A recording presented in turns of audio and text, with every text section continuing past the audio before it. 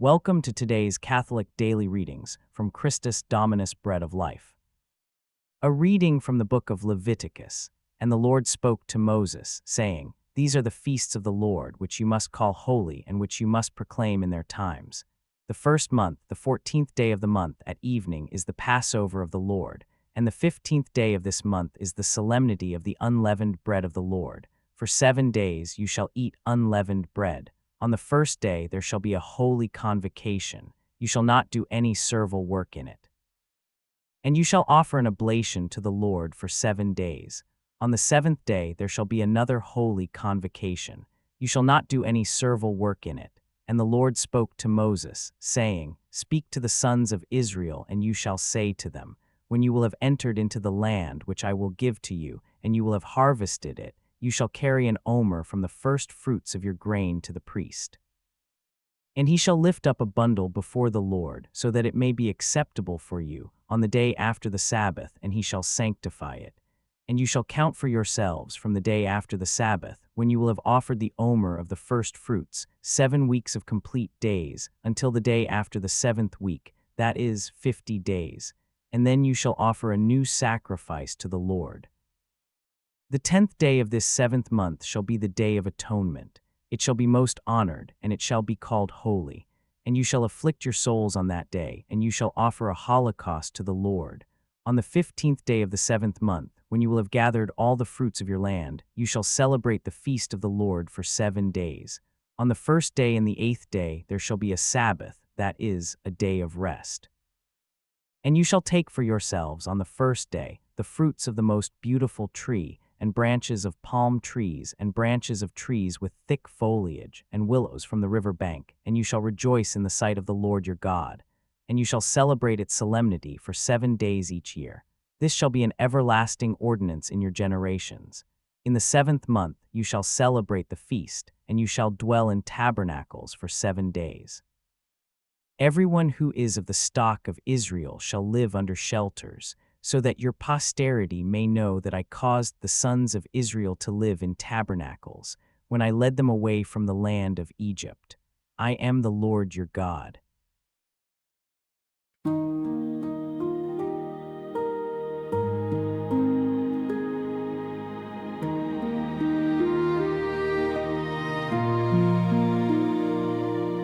Sing with joy to God our help.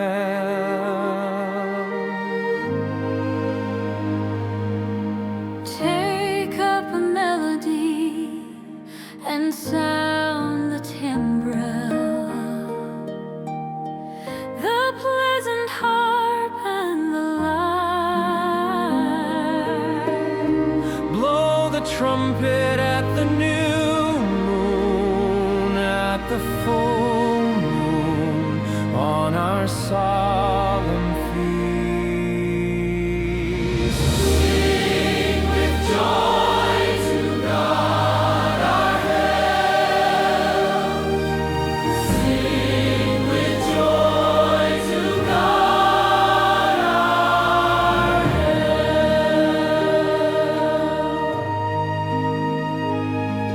For it is a statute in Israel,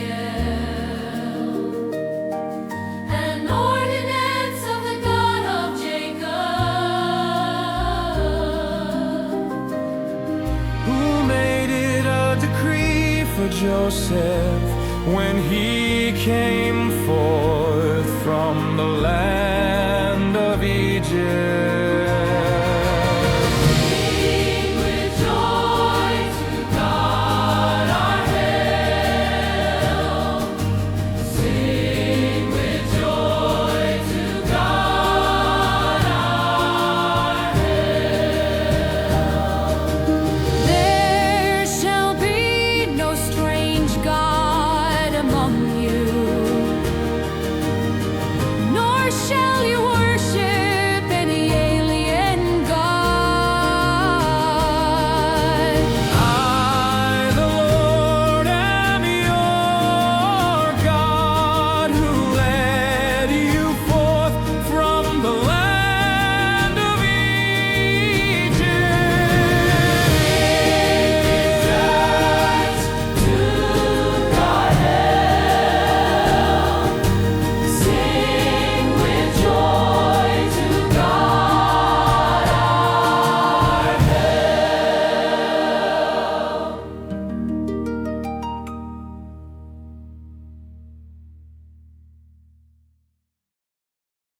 A reading from the Holy Gospel according to Matthew. And arriving in his own country, he taught them in their synagogues, so much so that they wondered and said, "How can this man have such wisdom and powerful deeds? Is this not the son of the carpenter? Is not his mother called Mary, and his brothers James and Joseph and Simon and Jude, and his sisters, are they not all with us? Therefore, where did this man get all these things?" And they were scandalized because of him. But Jesus said to them, "A prophet is not without honor, except in his own country and in his own house." And he did not do many powerful deeds there because of their unbelief. Join us for today's reflection. Nothing stings quite like being rejected by the people who know you best. Your family dismisses your new ideas because they remember when you couldn't tie your shoes. Your old friends roll their eyes at your success because they knew you when you were nobody special. The people who should be your biggest cheerleaders become your harshest critics. Welcome to Jesus' experience in his hometown of Nazareth. When Jesus returned to teach in the synagogue where he had grown up, the initial reaction was amazement. Where did this man get such wisdom and mighty deeds? But that amazement quickly soured into something much uglier. Is he not the carpenter's son? Isn't his mother named Mary and his brothers James, Joseph, Simon, and Judas? Aren't his sisters all with us? Where did this man get all this? Notice what happened. They went from marveling at his wisdom to cataloging his ordinary family connections. They shifted from being impressed by his mighty deeds to being offended by his familiar background. And because of their lack of faith, Jesus could not perform many mighty deeds there. This isn't just a story about Jesus being rejected. This is a story about how familiarity can blind us to the extraordinary right in front of us. The people of Nazareth thought they had Jesus figured out. Carpenter's son, Mary's boy. We watched him grow up. We know his family. We've seen him make mistakes, skin his knees, struggle with his lessons. How dare he claim to have wisdom we don't possess? How dare he act like he's more than what we've always known him to be? Their familiarity became a prison that locked out miracle. Today we celebrate Saint Alphonsus Liguori, a man who understood something profound about this dynamic. Born into Italian nobility in 1696, Alphonsus could have lived a comfortable life of privilege. Instead, he became a priest, a bishop, a doctor of the church, and one of history's greatest moral theologians. But here's what makes his story relevant to today's gospel. Alphonsus dedicated his life to reaching people that others had written off. The poor, the uneducated, the spiritually abandoned. While other theologians were writing complex treatises for fellow scholars, Alphonsus was developing simple, practical approaches to help ordinary people grow closer to God. He refused to let familiarity breed contempt. He looked at people others dismissed and saw potential for transformation. The opposite of what happened in Nazareth. Jesus' hometown experience reveals something crucial about human nature. We have a tendency to put people in boxes based on what we've always known about them. The recovering addict will always be the junkie to some people. The formerly poor person will always be trailer trash to others. The person who made mistakes in their past will always be defined by those failures in certain circles. And here's the devastating truth. When we do this to others, we rob them of the opportunity to show us who they've become. When we do this to ourselves, we limit what God can accomplish through us. Jesus experienced this limitation, not because he lacked power, but because faith creates the environment where miracles flourish, and their familiarity had killed their capacity for faith. The Leviticus reading about appointed feasts reminds us that God establishes seasons for celebration, for recognition, for honoring what he has done. But the people of Nazareth were so trapped in their past knowledge of Jesus that they couldn't recognize the season of visitation happening right in front of them.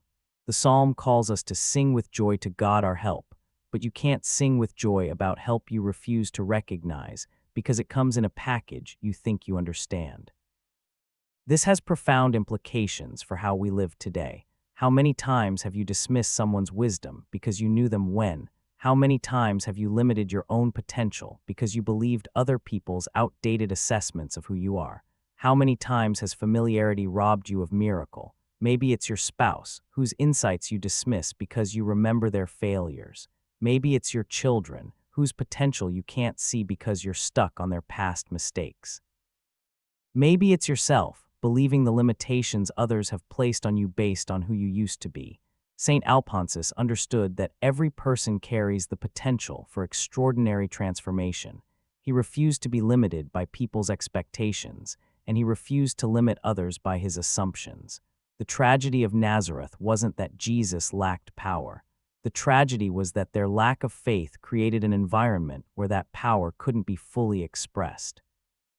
Jesus could have forced miracles on them anyway. He could have overwhelmed their unbelief with undeniable displays of divine power. Instead, he honored their choice to remain trapped in their familiar expectations. But he didn't let their limitation become his identity. He moved on to places where faith created space for the extraordinary. The question for us is this: are you creating environments where miracles can flourish, or are you limiting what God can do through your life and the lives of others by clinging to outdated familiarities? Your past may be familiar, but your future is unwritten. Other people's expectations may be comfortable, but God's plans are unlimited. The person you've always been may be predictable, but the person God is making you into might just amaze everyone who thinks they have you figured out. Don't let familiarity rob you of miracle, and don't let your familiarity rob others of theirs.